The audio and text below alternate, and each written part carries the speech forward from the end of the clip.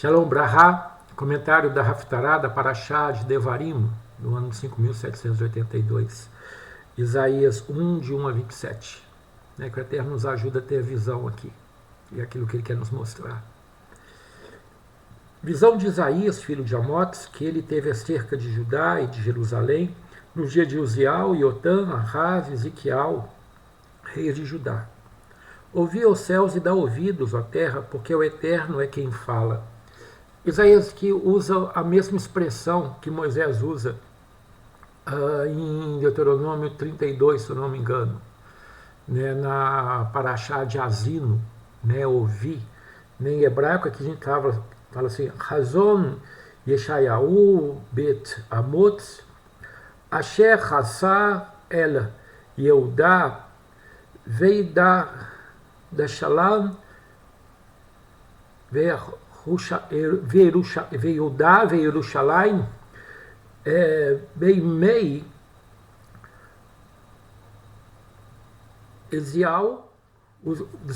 Uzial, Yotam, Ahaz, Isquial, Melachei, Yehudá.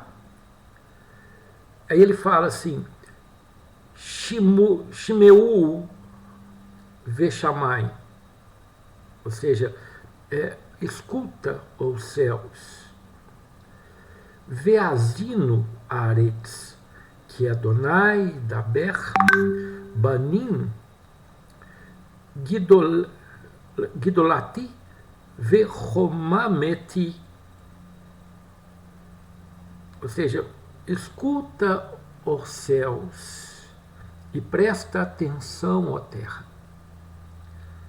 Ou seja, Isaías quer trazer algo que é tão tremendo, tão poderoso, que é o mesmo discurso que Moisés traz para Israel antes deles entrarem na Terra Prometida, já no final do seu discurso, que ele toma os céus e a terra como testemunha para aquilo que ele vai falar. Só que isso aqui, Isaías está falando 700 anos antes do exílio da Babilônia. Então fala assim, ouvi os céus e dá ouvidos, ó terra, porque é o Eterno é quem fala. Criei filhos e os engrandeci, mas eles se rebelaram contra mim. O boi conhece o seu dono, o jumento a manjedoura do seu dono. Mas Israel não me quis conhecer e o meu povo não me quis entender. Você tem dentro do cristianismo palavras de Jesus que são extremamente fortes, quando ele fala, vocês me chamam de Senhor, Senhor, mas ninguém faz o que eu mando. Vocês vêm atrás de mim só para comer pão. E Jeremias fala que a gente tem que conhecer e prosseguir a conhecer no Eterno. E o que ele mais deseja de nós é exatamente isso.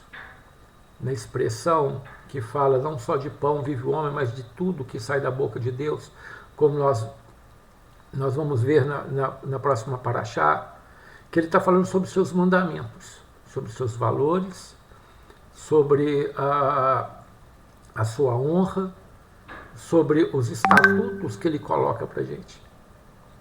Então, conhecer a Deus é entrar dentro dos seus mandamentos, dentro do seu desejo, e querer entender por que ele quer que você cumpra isso. Na Parashá dos santos, Kadoshima, ele fala assim, sede santos, porque o Eterno teu Deus é santo. Portanto, amarás o Eterno teu Deus. E cada um temerá sua mãe e seu pai. E guardareis os meus Shabbatot. Ou seja, por que o Senhor coloca na mesma frase que devemos amá-lo, temê-lo, e depois temer a mãe e temer o pai, e guardar o sábado? Olha só que interessante, ele faz um mandamento que é direto com ele, um mandamento com o homem, que é aquele que é mais próximo, que são nossos pais, a começar pela mãe, e cumprir os estatutos que ele coloca. Então esse tripé ou seja, um pé no céu, um pé no relacionamento com seu semelhante, e um pé nos mandamentos, né? O estatuto que ele nos dá para a gente poder guardar, é base de querer conhecer a Deus, de querer entender aquilo que ele nos passa para que a gente possa viver. Como está escrito, estatutos e mandamentos pelos quais todo homem viverá, que é tão mal interpretado. Mas vamos andando. Versículo 4. Ai da nação pecaminosa, do povo carregado de iniquidade, da semente que consta de malfeitores, dos filhos que praticam a corrupção. Abandonaram o Eterno, desprezaram o Santíssimo de Israel, retiraram-se para trás. Por que quereis ainda ser feridos, continuando na apostasia? Toda cabeça está enferma e todo coração dolorido. Desde a planta do pé até a cabeça, não há nele coisa sã. Há só feridas, contusões e chagas vivas. Não se lhe passou remédio, nem foram atadas, nem abolecidas com óleo. A vossa terra está desolada, vossas cidades queimadas pelo fogo, vossa lavoura os estrangeiros devoraram-na na vossa presença, e ela ficou desolada, como a subversão feita por estrangeiros. A filha de Sião é deixada como uma cabana na vinha, como uma choça no pepinal, como cidade sitiada. Se o Eterno dos Exércitos não nos tivesse deixado alguns sobreviventes, teríamos sido como Sodoma, teríamos tornado tais como Gomorra. Ouvi as palavras do Eterno governante semelhantes sobre Sodoma, e dá ouvidos à lei do nosso Deus, pois povo semelhante ao de Gomorra. De que me serve a minha multidão dos vossos sacrifícios? Diz o Eterno. Já estou farto das ofertas de elevação, de carneiros, de sebos de animais cevados. Não me agrado do sangue de novilhos, de cordeiros ou de bodes. Quando vierdes a comparecer perante mim, eu vos direi: quem requereu de vós isso para pisardes os meus átrios? Não continueis a trazer vãs oblações. O incenso para mim é abominação, a lua nova, o sábado, a santa convocação das festas. Não posso suportar a iniquidade no mesmo tempo que a vossa abstenção de trabalho nas solenidades. Vossas luas novas e as vossas festas fixas, a minha alma delas se aborrece. Elas me são como cargas, estou cansado de suportar. Há um momento que Deus fala: você andou no deserto 40 anos, eu não te pedi nada. Mas no início da caminhada, o primeiro ano todo ensinando como fazer essas coisas. Então, o que nos leva a pensar que o sacrifício por si, ou seja, corban por si, a oração por si, o jejum por si, as festas, guardar sábado por si, não é nada. Mas o que interessa é realmente aquilo que nos leva a fazer isso. Ou seja, conhecer o Eterno, por que ele nos pede fazer isso? Aqui ele fala de vãs oblações, né? de sacrifícios vãos. As pessoas, como você vê muito hoje, aqueles que vão à sinagoga porque tem que ir, que vai à igreja porque tem que ir, que ora porque tem que orar, né? Lê um versículozinho, lê um pedaço de um salmo, o que tem que fazer, que faz bem, isso é da sua religião. Isso é vão. Porque o que ele quer que nós entendamos é que a gente tem que praticar essas coisas entendendo por que nós praticamos, ou seja, por que nós cumprimos os mandamentos de festas e todas essas coisas, e por que nós devemos ser como ele pede que sejamos. Nível de honestidade, nível de honra, de respeito, né? De amá-lo acima de tudo, de temer a sua mãe e seu pai, até porque é o primeiro mandamento com promessa, e cumprir esses estatutos. Mas cumprir com o coração desejoso de agradar e de fazer aquilo, de cumprir uma profecia, que cada uma dessas festas, como nós lemos antes, representa uma profecia. É ligado diretamente com Mashiach. Então nós temos que entender isso e fazer com entendimento. Praticar qualquer coisa sem entendimento é só uma questão da máquina. Eu não sei qual livro que aqui para os cristãos Paulo fala, mas fala assim: eu posso orar em línguas, eu posso dar meu corpo para apanhar, para morrer, posso fazer uma opção de coisa, mas se não tiver amor, nada disso vale. Eu sou como o martelo que bate no sino. Ou seja, só sai o som porque o martelo bateu no bronze. O amor que Paulo fala aqui é a vontade de amar a Deus, de fazer isso por amor a Ele, de querer agradá-lo, mas fazendo com entendimento. Eu tenho que entender o que eu estou falando. Se eu não me engano, na carta de Coríntios ele fala assim, eu falo outras línguas, falando sobre essas línguas estranhas, mas eu prefiro falar algumas palavras que todo mundo entenda, do que falar não sei quantas línguas sejam necessárias fazer, coisa que ninguém entende, nem sabe para que é que está falando. Ou seja, tem que ter um sentido na nossa religião. Tem que ter um sentido naquilo que nós andamos, para onde nós andamos e por que nós andamos para este lugar. Você vê as pessoas buscam religião muito para se curar, para poder restaurar a sua vida, que está muito bagunçada, cheia de problemas, e busca Deus por causa da dor. Mas o próprio Eterno falou assim para Israel, porque você serviu a pau e a pedra, você vai ser lançado para um outro lugar, e onde você vai servir a pau e a pedra. Mas eu vou me deixar me encontrar desde que você me requer de todo o seu coração, de toda a sua alma. Então, mesmo que você esteja servindo o pau e a pedra, se você está com o coração verdadeiro querendo buscar a Deus, Ele vai deixar se encontrar e vai te restaurar. Então, esse coração contrito e abatido, que diz o Salmo, é que interessa a Deus. Mas não é do sofrido, não é daquele que só sente dor, não. É o coração que quebra a sua soberba, que quebra as suas razões, suas falsas razões, e quer entender aquilo que Deus quer nos trazer. Porque Ele quer que a gente ande por esses caminhos. Por isso que Isaías usa a mesma expressão de Moisés. Porque é um canto que ele fala ali, que Israel vai engordar, vai engrossar, vai se dobrar de tamanho, de gordura, e vai dar coice.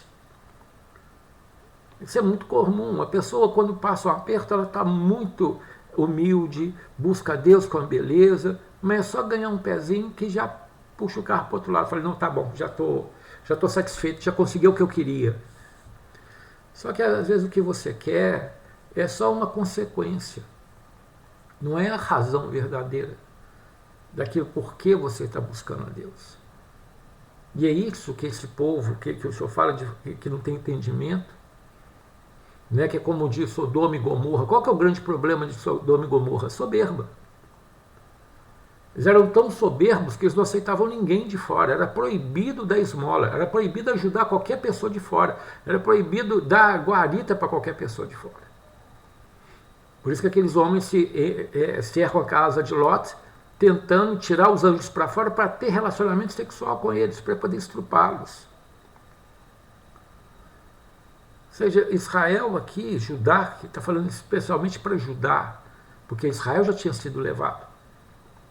Está falando agora é a vez de vocês, porque vocês estão agindo pior do que os outros. Isso nos leva a pensar como que nós estamos lançando nossa vida. Atrás de que nós estamos correndo? Por que nós estamos buscando a Deus? Por que você está restaurando sua religião, seja o seu cristianismo, seja o seu judaísmo? É algo para pensar e para levar em consideração e corrigir nossos caminhos, corrigir nossos prumos, como está escrito lá, olha para onde você caiu, volta, põe marco e recomeça. Porque aqui ele está falando que não gosta das festas, e vai chegar lá no capítulo 66 e fala assim, e será que de um Shabat ao outro, de um Rosh Chodesh, ou seja, de uma lua nova a outra, toda a humanidade virá à casa do Senhor para adorar. E fala que aqueles que vão sobreviver da guerra do Armagedon, ou seja, aqueles que lutam contra Jerusalém, o Senhor vai tirar que vai levá-los, vai usar essas pessoas para poder buscar os descendentes de Israel nas nações e trazer para Jerusalém. E vai tirar desses, não dos filhos, mas desses soldados, alguns para levitas e sacerdotes. Ou seja, então ele está falando que ele vai restaurar todo o culto sacerdotal. Em Zacarias, ele fala que depois dessa guerra, todas as nações terão que vir na festa de Sucote, ou seja, mandar representante na festa de Sucote. A nação que não fizer isso, não vai vir chuva sobre ela. Então nós estamos falando que ele está restaurando tudo aquilo que ele ensinou no deserto, vai ser restaurado no reinado do Mashiach.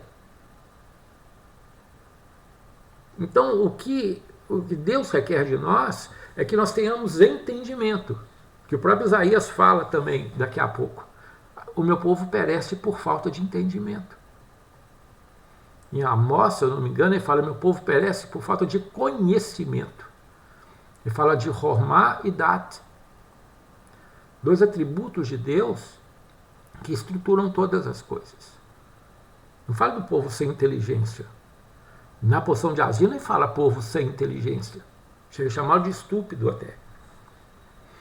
Então essas coisas são necessárias para a gente. Eu vejo as pessoas correndo atrás de movimentos espirituais, seja no cristianismo, seja em outras coisas, porque querem resolver seus problemas de imediato. Mas, na verdade, nós conseguimos resolver nossos problemas definitivamente quando nós conseguimos resolver o que está dentro de nós. Quando nós conseguimos resolver qual a intenção verdadeira com que nós chegamos a Deus e buscamos a Ele. E por que estamos praticando a nossa religião? Porque ela é uma ferramenta. O que vale verdadeiramente é o seu coração, a sua alma. Como e por que você quer chegar a Ele? E isso que é a resposta que a gente tem que encontrar. Olha só que fala o versículo 15. Quando estenderdes as vossas mãos, esconderei de vós os meus olhos. Ainda quando multipliqueis as vossas orações, não as ouvirei. As vossas mãos estão cheias de crimes. Lavai-vos, purificai-vos, tirai de diante dos meus olhos a maldade das vossas ações, cessai de fazer mal. Aprendei a fazer o bem, procurai a justiça. Aqui que ele começa a explicar realmente. Afasta do mal. Não queira fazer mal, não tenha prazer no mal. Mas procure primeiro a justiça. Agora eu falo aqui para o cristão, lá no Jesus falando, não andeis ansiosos por nada neste mundo. Buscar em primeiro lugar a justiça do reino de Deus, o reino dos céus e a sua justiça. E as demais coisas serão acrescentadas. Essa justiça são os juízos, os mitzpatim, que ele nos dá para a gente poder exercer esses juízos. E se praticamos dessa forma, toda a bênção vai ser acrescentada a nós, como está escrito lá em Deuteronômio 28. Vamos ver mais aqui. Aprender a fazer o bem, procurar a justiça, sustentar o oprimido, fazer justiça ao órfão e defender a causa da viúva, ou seja, sedaká, caridade, justiça social, que é a outra justiça, Vinde, pois, arrazoemos, diz o Eterno. Ainda que os vossos pecados sejam como uma escarlata, ficarão brancos como a neve, ainda que sejam vermelhos como carmesim, tornar-se-ão como a lã limpa. Se quiserdes e me obedecerdes, comereis os produtos do país.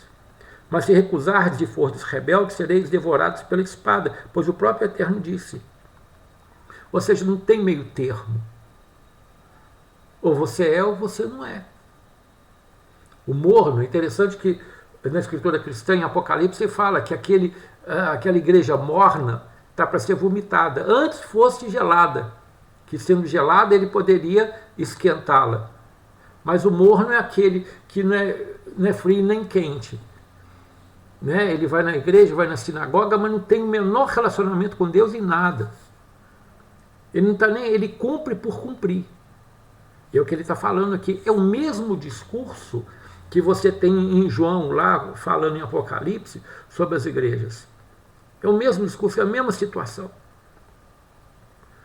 Sabe,